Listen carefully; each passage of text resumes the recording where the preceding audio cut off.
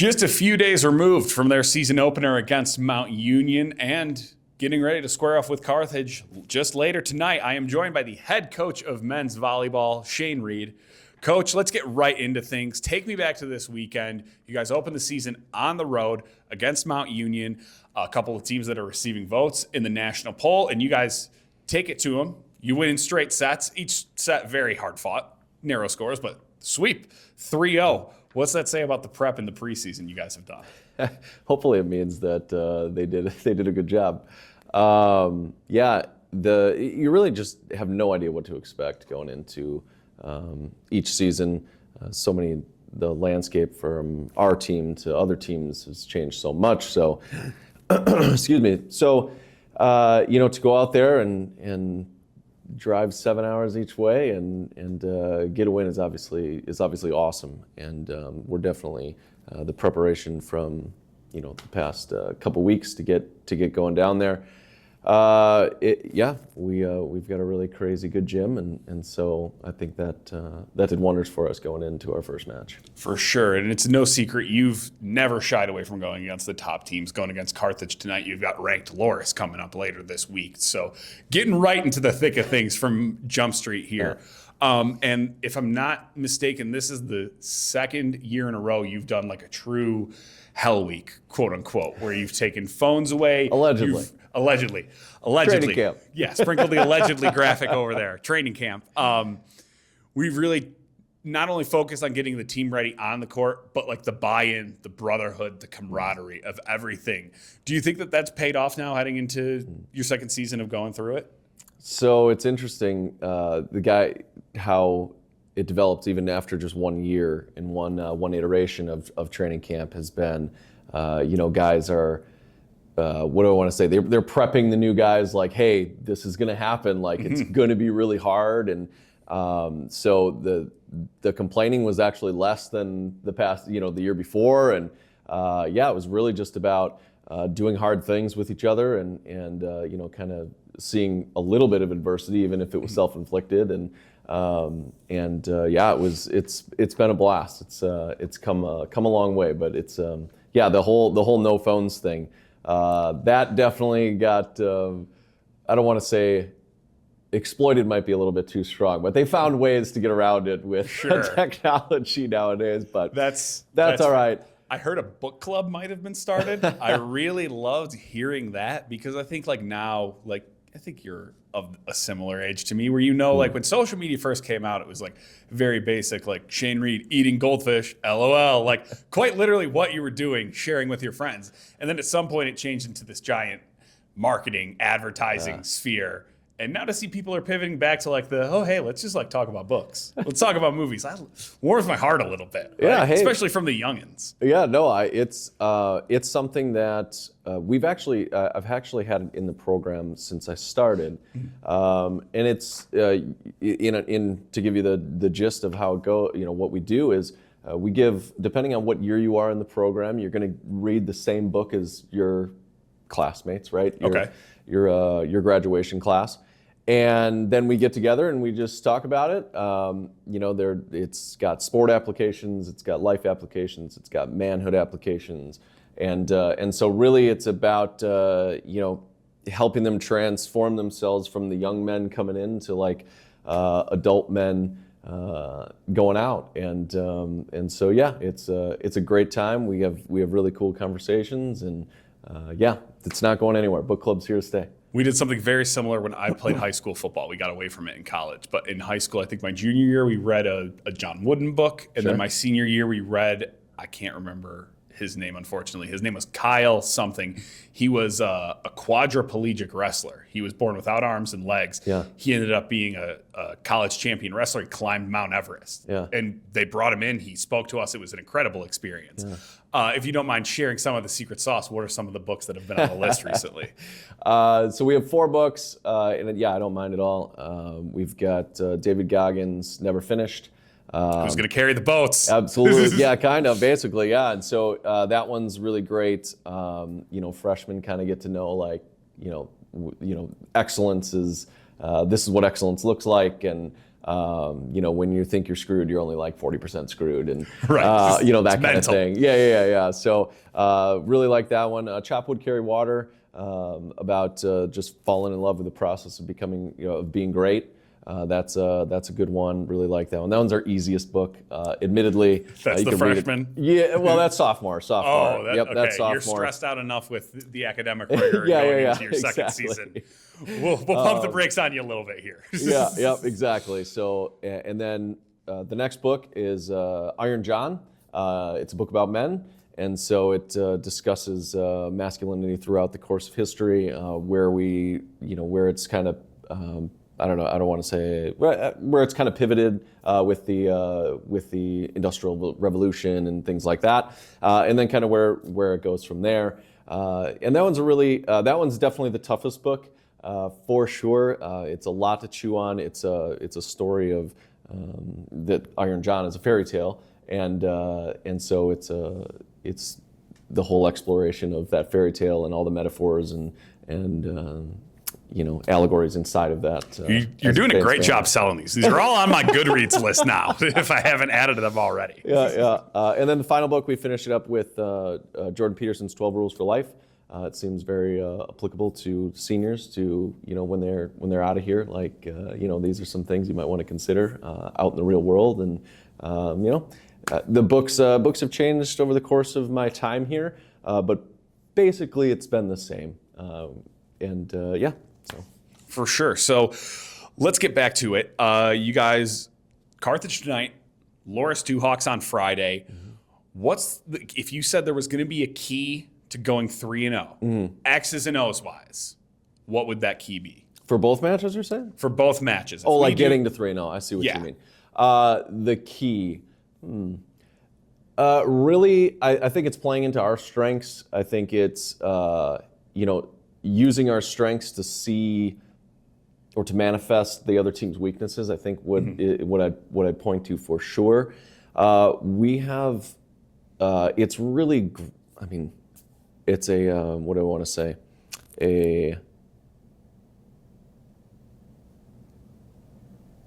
It's a real luxury. There it is. Real luxury to have the roster that we do. We go 3-4 deep in every position. And so, if it isn't some guy's night, maybe it's the next guy's up night, which is really great. We trust we trust everybody on our roster. And, I think that's a huge strength for us as far as, we won the first 2 sets out in Mountain Union, and we took out 2 guys that were hitting 500. So and then we won by more the third set. So I don't know. It's a luxury for sure. That's a good segue into my next question. How much of that is a chess match for you where it's early on in the season and you have to measure, well, okay, maybe it's just not this guy's night. Maybe I still need to see a little more. Maybe he needs to actually acclimate. How difficult of a tightrope is that to walk at times? Oh gosh, if I knew that answer, I'd probably be a better coach. But it's really about especially early on in the season. Oh, absolutely, and I'm a big believer in experience is the best teacher. It might be the only teacher actually.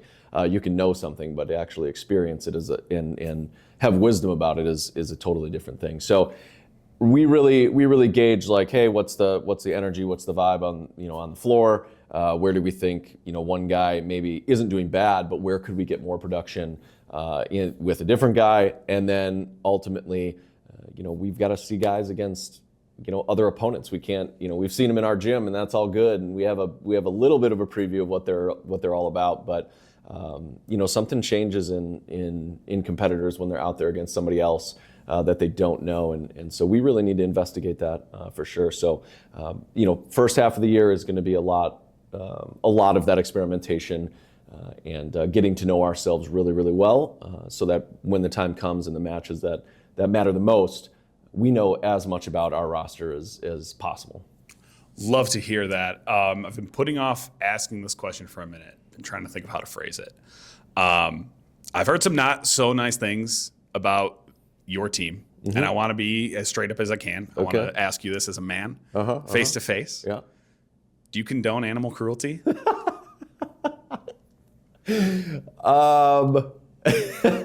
So to clarify to the audience at home, the application and context is a paramount in that answer. Indeed.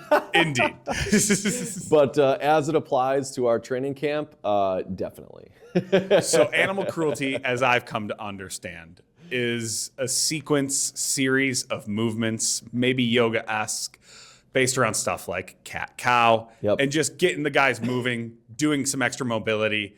Is that basically correct? That's basically correct. It's primal movement, and we do it for an extended period of time. So they embody the cats, they embody the lizards, and all this, all these other crazy moves that we do, and they just do it for an extended period of time. So it's kind of cruel, but yeah.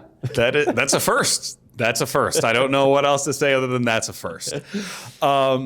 Speaking of animals, if you were going to be reincarnated and come back to this earth as a wild animal, what would you like to be reincarnated as? Wow. There's so many options. Well, I mean, we're in America, so bald eagle, obviously. That's a good one. That's a good. I hadn't considered flying. Wasn't one of the things that I was thinking about. I heard it's a cheat code. I don't know. But being the apex predator of your general ecosphere and being able to fly, that's a 1-1 pick. That's a very killer. eloquent way to put that. Absolutely. I like that. That's awesome. I was thinking basically just big cats, bear. Yeah, sure. What's a good predator? What would be cool to roam around, and scare some people? The eagle, you're breaking necks if you're an eagle. I mean, everyone's stopping to look your way. You get to do what you want. Yeah. What I mean? Follow up to that, if you were going to be reincarnated as an inanimate object. Oh boy. What do you think you'd have the most fun as? And I have a crazy answer for you. Okay. Inanimate object. Wow. I don't know. I kind of think being a fly on the wall would be fun sometimes. So maybe just like a brick. Maybe a brick somewhere. And just hope you're in the right room. Yeah, right. Exactly. A couple times a week. Yeah. I was gonna say this is very juvenile. Okay. But I think being like a pizza cutter, being like the wheel in a pizzeria. Yeah. Just knowing that you are the key to sending out the proper product. I like that way better. Can I change my answer? Go ahead. Yeah, no, that's your idea now. You get to taste delicious pizza all the time. And, but then you get to share it with everybody, right? Exactly. And you're also looking at all your coworkers like, you couldn't do this properly without me. That's true. I am the end all be all. Like the linchpin. Yeah, exactly. Okay. What is it like having siblings on the team in Juan and Antonio? I think it's always interesting when we have stuff like this. Bill has had teammates on the women's cross country team. Kevin obviously has the DePyrrhix on the basketball team. What kind of dynamic is that, like having actual blood relatives in the gym, and what kind of competition does that bring out? Well, I think it's really special because of how tight-knit their family is. And so it's like you're literally getting a brother, right? But it's something where having to build camaraderie, you don't have to. It's already in there, right? It's baked into that cake already. And so, but having them in the gym, right? There's always, sibling rivalries real, and so they'll get after each other. They play the same position, or am I wrong? No, so Antonio is an outside hitter, and then Juan is a setter. Okay. Yeah. So they actually have to work together a lot of the time. And that's a fun dynamic. Oh yeah. Oh my gosh. Yes, it's amazing, and they've got such great spirit and vibes and all that good stuff. So there's a lot of Spanish flying around our gym from time to time, and it's a great environment, and for them, it's such an add for our guys, because I really think an underappreciated athletic dynamic is the vibe and energy thing, and certainly in a more, I feel like the U.S. is a little bit more robotic in how they go about sport and how they talk about it, very technical, that kind of thing. But with, and this is more of an international thing, but Puerto Rico falls into this category in particular, is the flow and the energy and the rhythm we get to explore a little bit more of that because of the way, Puerto Rico talks about volleyball. And not to say that they underappreciate technique or anything like that, because both of those guys are very technically sound. But it's great to have that in the gym as an eye-opening thing for our guys, as well as, I think it makes me a better coach to be able to speak about sport and the game in a way that's not just like X's, O's, or technical fundamentals. Like there's the language of the game and you're picking up different dialects. Absolutely. Is kind of a good way to absolutely. put that. Yep. Coach, in the age of crazy hypotheticals, Awesome. would you rather be paid $100 for every sit-up, $250 for every push-up, or $500 for every burpee you complete? You can only pick one of those options. Okay, so Pays out through life. Through life. Through life. So $500 for a burpee, $150 for... 100 for a sit-up, 100 for a sit-up. $250 for a push-up, $500 for a burpee.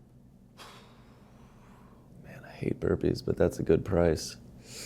Like if you did a 10-minute ab workout. Push-ups. The push-ups, yeah. Interesting. Yeah. Because I feel like, first of all, cardio sucks. Everybody knows that. It's the worst. Sorry, track. That just is what it is. Yeah. No. But I have him coming in next. He'll but yeah, no. I think there's not a lot. There's not a lot of exercises that are body weight that are more bang for your buck than a push-up. So, and you're getting that, and then I'm getting paid to do them. Sure, let's do it. If it was $1,000 a burpee, would that change your answer? Yeah, it would probably be burpees. That would be burpees then. Okay, I would just throw a push-up. The numbers was the fine-tuning part, because I was like I know that the abs, it's just purely it's going to be how many can you really crank out in a day, and then push-ups you can. But like, I feel like that burns you out more than the sit-ups will. And then burpees just suck. Yeah. So you don't want to do those. But which one would you pick? I think sit-ups. Yeah, okay. I think sit-ups. I'm confident that I could consistently do the most sit-ups day over day, week over week. Whereas like, you're going long game, I hear. Yeah. Okay. Oh yeah. I'm quitting my job and we're just investing in my abs. 100%. Like, are we kidding me? Like, yeah, no, I'm not. This becomes the work. Absolutely. But no, push-ups, I just like fear a pectoral injury. Fear like a tricep tendon thing. Yeah. And then what does that do to my financials? That's a good point. I didn't think about injury risk. Yeah. Whereas I think if I like maybe tear an abdominal, like I can grind it through for like another week before I get a hernia or something. Like, I was gonna say, for a guy that had a pulled ab in college, I don't wish that on anybody. That was pretty terrible. Well, maybe that's where the wisdom comes into play here. All righty. Staying on the health kick here, because in our office, you are regarded as one of the most healthy, if not the single most healthy individual. Okay. What is on the Mount Rushmore of things to put in your homemade kombucha? Thanks to Chris Susak for helping me steer this question. That's hilarious. Kombucha. What do you have to have in there so that it tastes good and gives you the benefits you want? Every kombucha that I make is basic. It has to have ginger in it. I think it's a great flavor. It's got great benefits for gut, stuff like that. But ultimately, I like to experiment with flavors. I think watermelon mint has been a really nice one. Interesting. Any sort of stone fruit and sage is a really nice combination. But basically, the formula is you got a trifecta of a fruit, an herb, and ginger. Or sometimes I'll spice it up and go like apple cinnamon. Okay, a little seasonal. A little seasonal stuff. My wife likes the cinnamon. What's the worst brick you've ever had? What's the one where you're like, I think this is going to be good, and then it's like, I think I want to dump this down the sink immediately. Have you ever had one of those? Oh, definitely, 100%. Anything with the citrus fruits. Interesting. Citrus fruits kind of like destroy the flavor. Like it just kills the. I don't know if it kills the kombucha itself, but it definitely goes, because kombucha is acidic already, and then you add more acid to it. It's just like dice. Yeah, you got to really hammer the sugar, and I'm not into that. So for sure. You have 3 daughters now. I've seen them running around the gym, running around our offices. Have any of them started showing interest in volleyball? Do we have any future Raiders in the mix yet? Future Raiders, maybe. Volleyball, I'm not sure. It's an option. My girls, they're very, very, what do I want to say? They really like to know how to do things and do them well. Like they really shy away from things that they struggle with, which is maybe a kid thing. I don't know. Somebody could tell me more about that. I quit baseball because I couldn't perform like that. Right? That's exactly why. But full disclosure, I was able to coach my daughter's YMCA volleyball teams this fall, and we had a blast. That's awesome.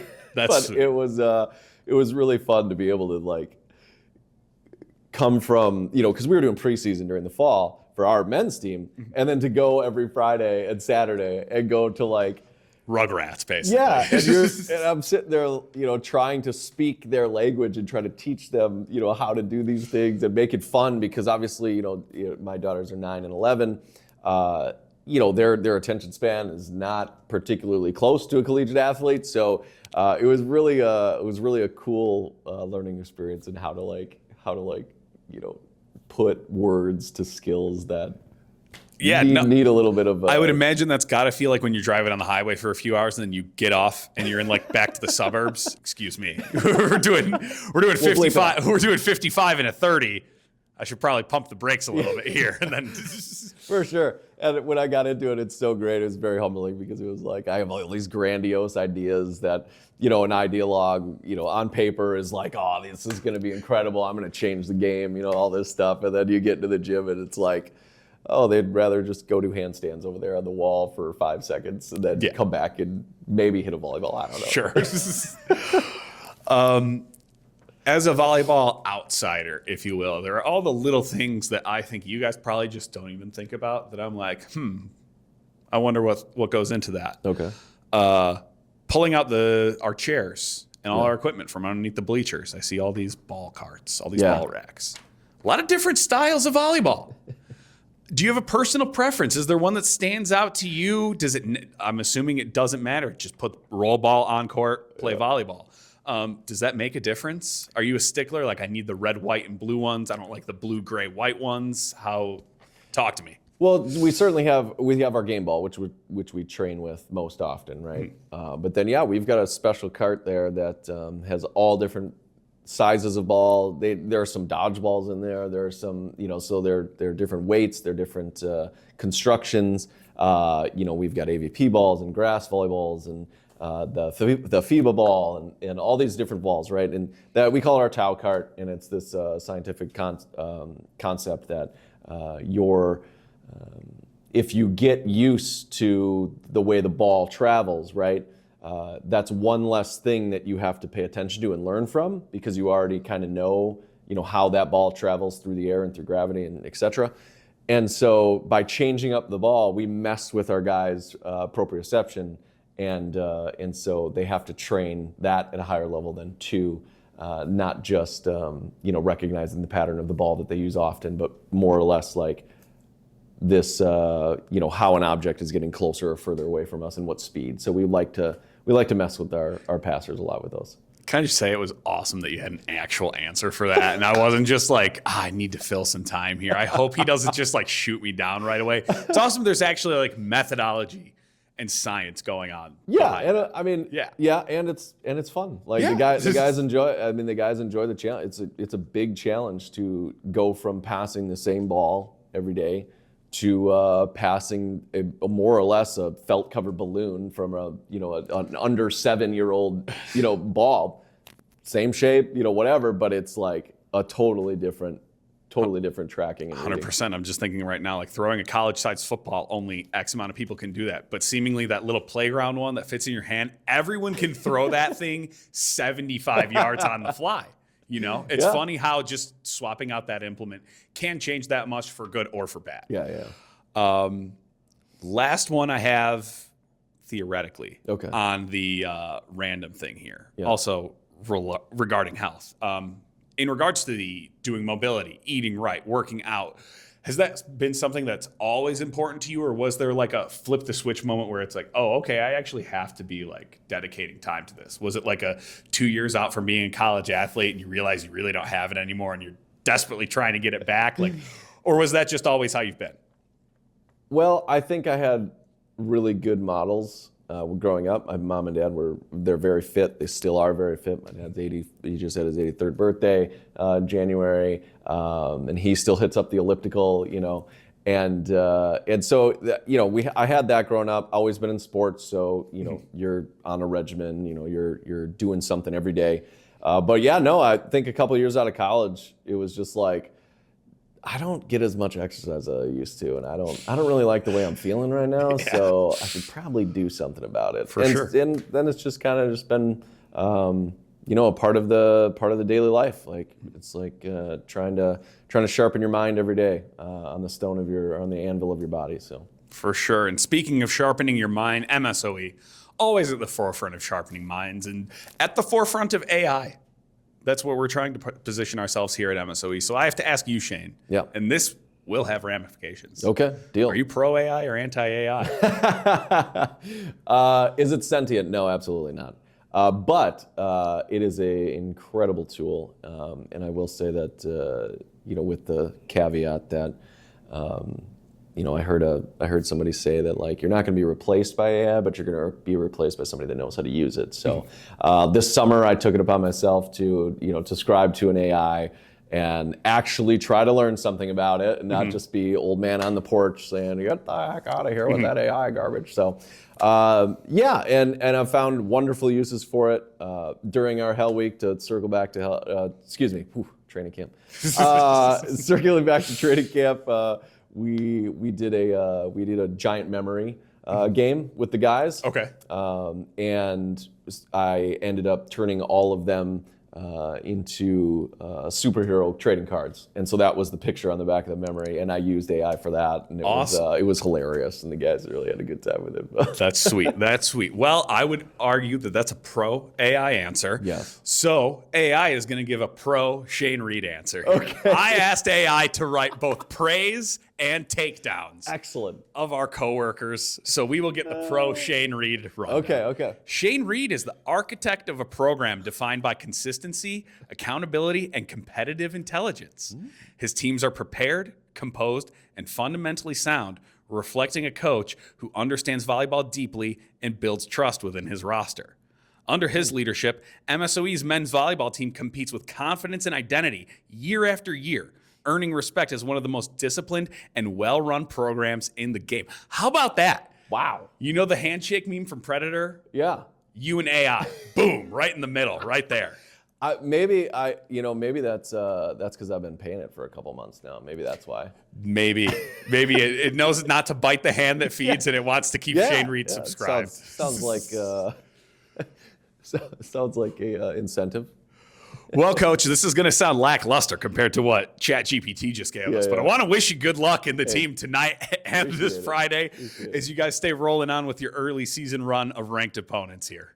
Yes, sir. It's going to be a good time. We never shy away from that. We're always hardest schedule imaginable. That's what I try to put together. So, and we love to hear that. Rock on. We'll see you next time.